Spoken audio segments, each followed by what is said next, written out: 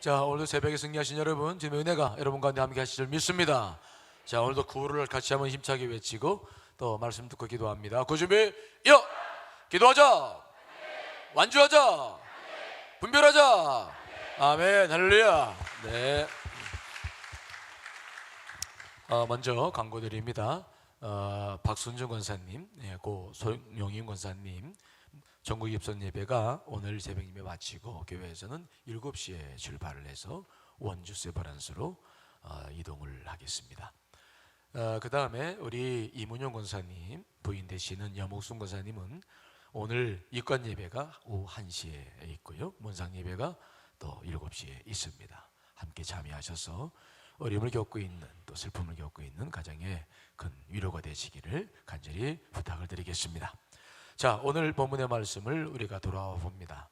오늘 말씀을 보면은 예수님께서 뭐라고 말씀하시냐면은 나는 양의 문이다. 자, 7절로 9절인데 한번 다시 자세히 읽어볼까요? 시작. 그러므로 예수께서 다시 이르시되 내가 진실로 진실로 너희에게 이르노니 나는 양의 문이라. 나보다 먼저 온 자는 다 절도요 강도니 양들이 듣지 아니하였느니라.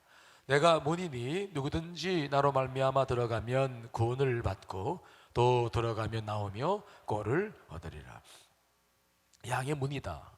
이 말의 의미는 그 당시 사람들은 다 잘 알고 있었죠. 그게 생활 문화였어요.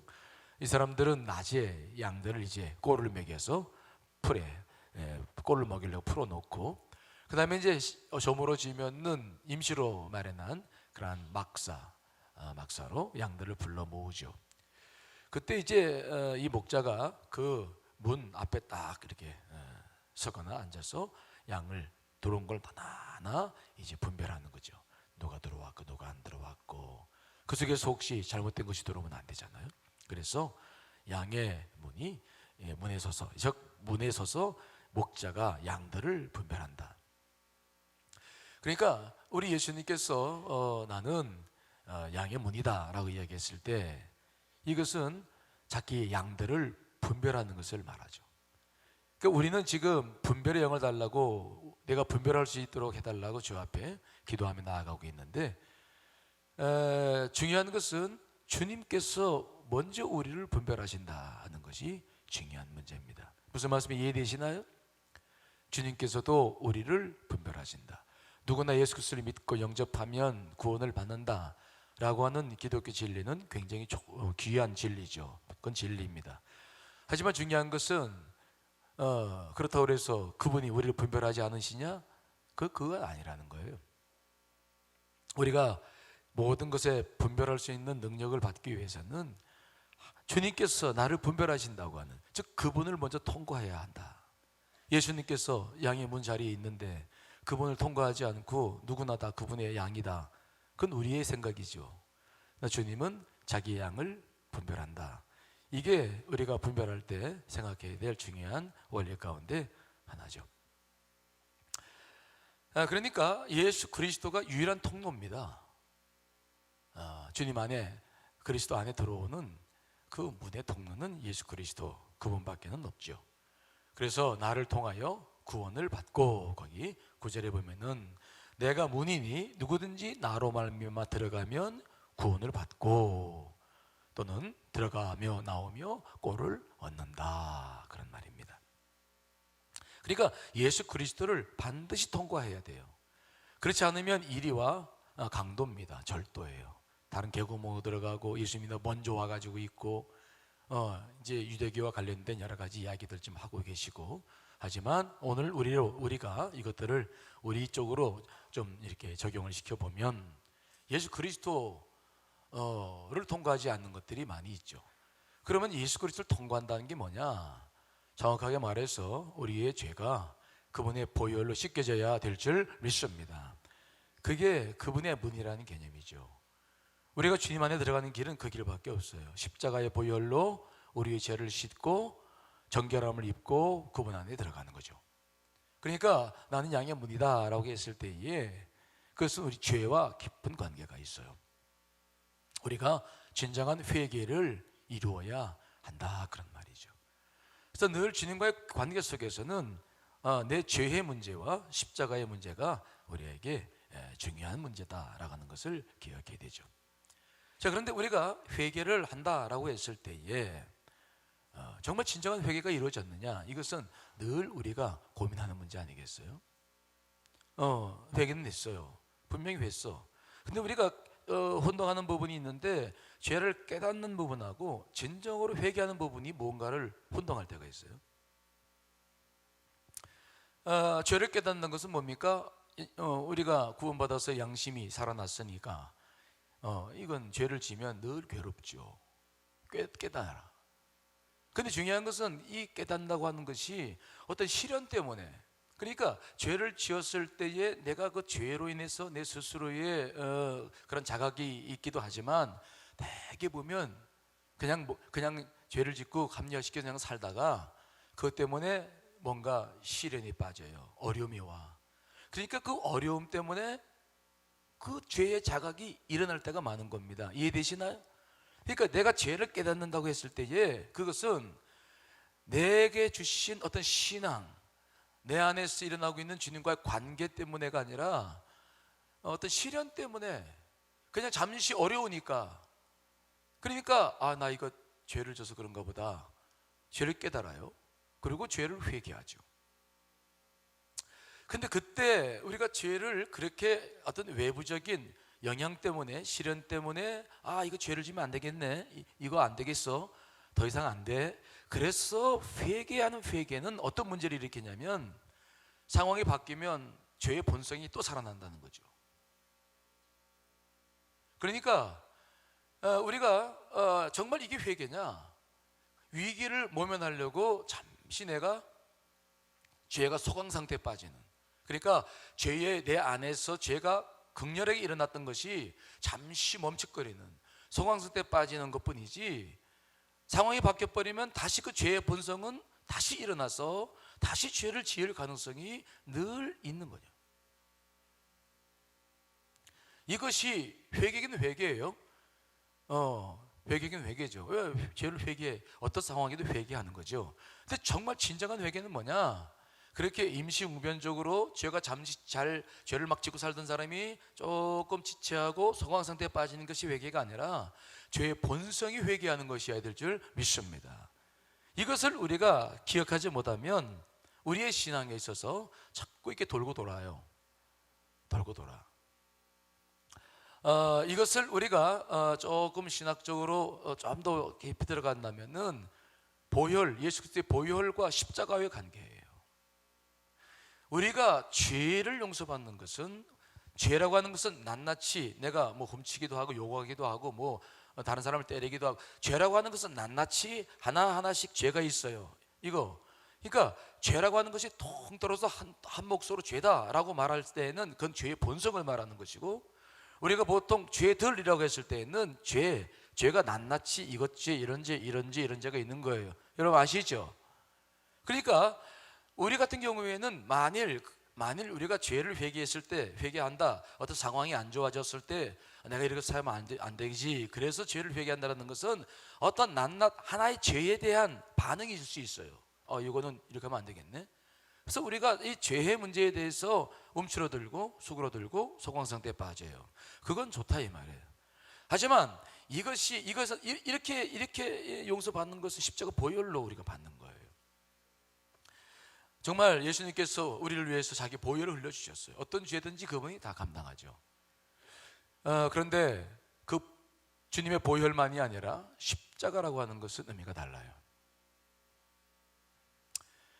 십자가라고 하는 것은 예수님께서도 말씀하셨습니다. 자기를 부인하고 자아를 부인하고 십자가를 지고 날 쫓아라 그랬는데, 십자가는 우리의 죄들을 용서하기 위해서는 그분의 보혈이 필요했지만, 우리의 죄들을 위해서는 그분의 보혈이 필요했지만, 죄의 본성을 위해서는 반드시 우리가 십자가를 져야 될 줄 믿습니다. 십자가는 달라요. 예수님의 보혈과 십자가는 별개예요.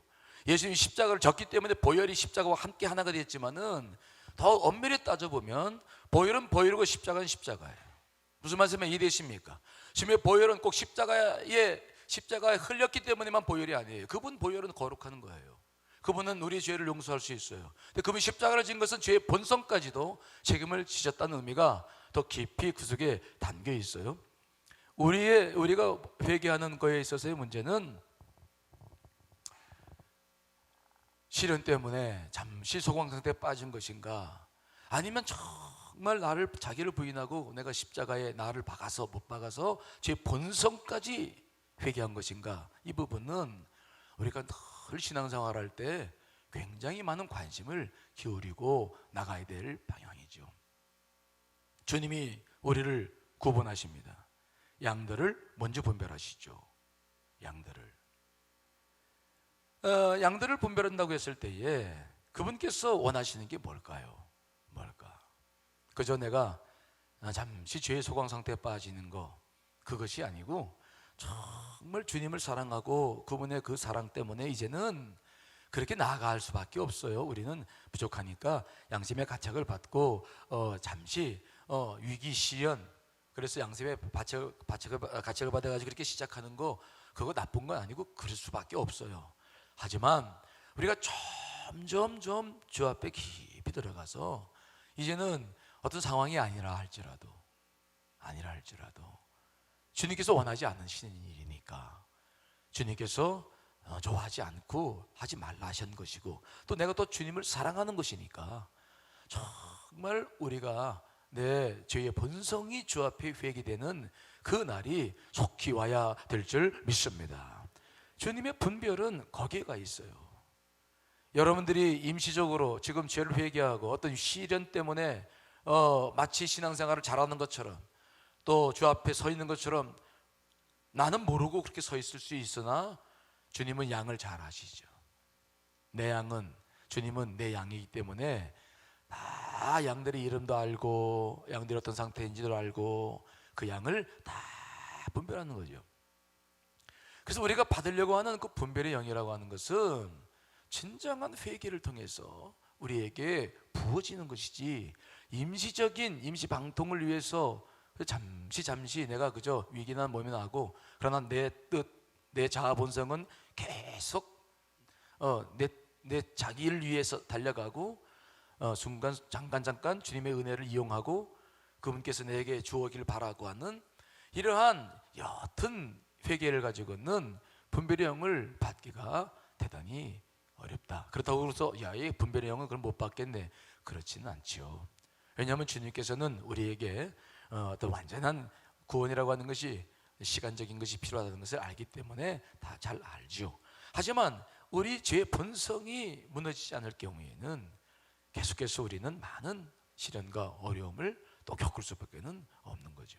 만일 죄의 본성이라고 하는 것이 주 앞에 들어지지 않고 저 시련과 역경을 주어져야만 우리 죄가 움츠러진다면 주님께서 우리에게 주시는 징계나 시련과 그 아픔이 그치는 것이 또 문제가 되는 거 아닙니까? 그렇죠?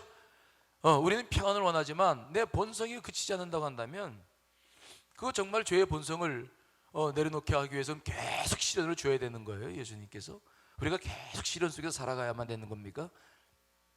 그럴 수는 없지 않겠습니까?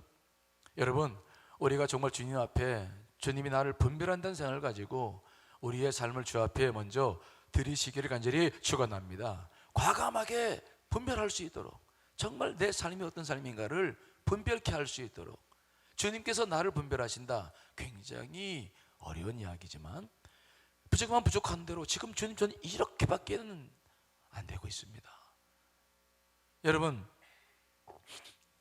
우리가 보면 어떤 그 목형 뭐라고 그러죠? 그 어떤 공장에서 보면 어떤 형태를 만들 때 알루미늄 같은 거나 납덩이 같은 걸 녹여가지고 뭔가를 만들어 나왔는데, 그 납덩이라고 하는 것은 녹이면 또 다르고 이런 형식으로 만들어지고, 또 그거 수거에다가 녹여서 또 원형에다 동그란 거 하면 동그란 거 나오고, 네모난 거 네모난 거 나오고, 납덩이 자체는 본성은 없어지지 않고 모양만 자꾸 바뀌어진다. 그게 지금 우리들의 신앙생활을 일 수 있거든요. 죄의 원형이 이 상태에다가 이렇게 바뀌고, 요거 있다가 이렇게 바뀌어. 그거 밖에 아니라고 한다면 이 죄의 본성 자체가 주 앞에 뭔가 다루음을 받아야 되는데 그렇지 못하다고 한다면 우리가 이번 기회에 정말 한번 그 문제를 주 앞에 드려야 될 필요가 있지 않겠는가. 그래서 요엘서에 보시면 거기에 그런 말이 있죠. 요엘서 2장 12절 13절. 자, 우리 읽어봅니다. 시작.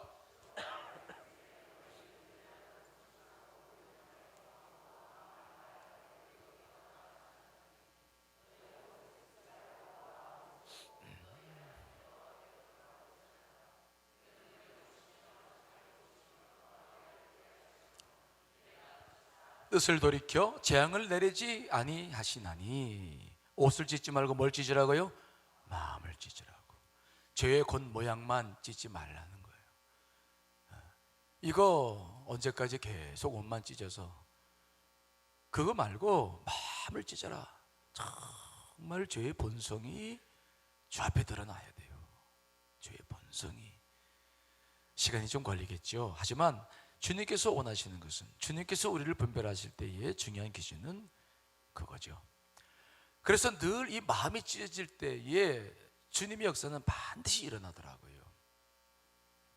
히스기야도 벽을 보면 막 그가 생명이 다했을 때, 기도했을 때 주님께서 말씀하시기를 내가 너의 기도를 보고 눈물을 보았다. 가슴이 찢어질 때는 정말 진실한 눈물이 나와요. 그냥 가짜 눈물이 아니고 진실한 눈물이 나오죠. 마치 우리가 바위 속에서 샘물이 솟듯 여러분의 심령 속에서 그 청결한 물이 올라와야죠. 그래서 우리가 주님 앞에 설 때마다 늘 그렇게 그러한 중심, 아직 안 된다 할지라도, 아직 그것이 더디가 된다 할지라도 우리가 무엇을 주 앞에 나올 때마다 해야 하는지에 대해서는 관심을 가져야 된다. 꼭 기억해야 된다는 것입니다. 이해되시죠? 주님은, 우리는 세상을 분별하려고 그러는데 그 전에 주님은 누굴 분별한다고요? 나를 분별해요. 나를. 죄의 문제가 늘 주님과의 관계 속에서 중요한 문제인데 과연 어디까지 우리가 찢겨져 있느냐라고 하는 거 여러분 늘 기억하시고, 오늘도 기억하시고, 기도할 때에 주님, 이번 분별의 영을 받기 위해서 정말 내 영을 주님께 올려드리고 내 가슴을 올려드리고 그저 겉으로 드러내는 시련과 위기 때문에 잠시 회개하는 그런 거 말고 죄의 본성이 주 앞에 다룬받는 시간이 되게 주시옵소서. 여러분 기도하시는 시간 되시기를 간절히 축원합니다. 자, 우리 찬송 같이 부르시고요.